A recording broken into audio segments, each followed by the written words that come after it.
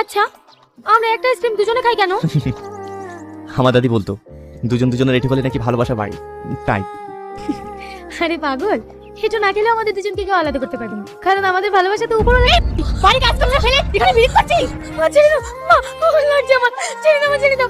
ছেড়ে দেবো না, যতই বাড়ি অস্ত কমালে কষ্ট আছে। আরে আরে ছেড়ে দে ওকে, ছেড়ে দে, ও লাগছে তো। এই ছোড়া, তুই বেশি ফটোফটো করবি নি, বেশি কথা বলে না চটি খুলে মুখে মারবো। আয় আমার লাগছে মা, আমি খাওয়া দাওয়া তো হলো, তাহলে এবার মেয়েকে ডাকি। না না, মেয়ে ডাকতে হবে না, মেয়ে আমার আগে থেকে পছন্দ, আপনাদের কোনো আপত্তি নাই তো? না না বাবা, আপত্তি থাকবে কেন? এই তো আমাদের সৌভাগ্য, তোমার মতো ছেলে আমার জামাই হবে, এর থেকে আনন্দের কিছু হতে পারে? তাহলে বিয়ের ডেটটা পাকা করুন। কিন্তু বাপ, আমি যে তোমায় কিছু দিতে পারবো না। ও বাবা, আপনি কেন টাকা দিতে যাবেন মা? আপনার মেয়েকে আমি 10 লাখ টাকা দিয়ে বিয়ে নিয়ে যাবো। হ্যাঁ, তাই নাকি? শুধু তাই না, আমার সোনা দোকান আছে, মনের মতন ভালোভাবে গয়না পড়তে পাবেন। আমি সবই জানি ভাই, এর জন্যই তো এই ছেলের সাথে মেয়ের বিয়ে দিতে চাই। তুমি চাইলে তো হবে না, এই বুড়ো লোককে আমি করবো না। এই বুড়ি চুপ কর, ওর কথা কিছু মনে করো না বাপ, ছেলে মানুষ তো।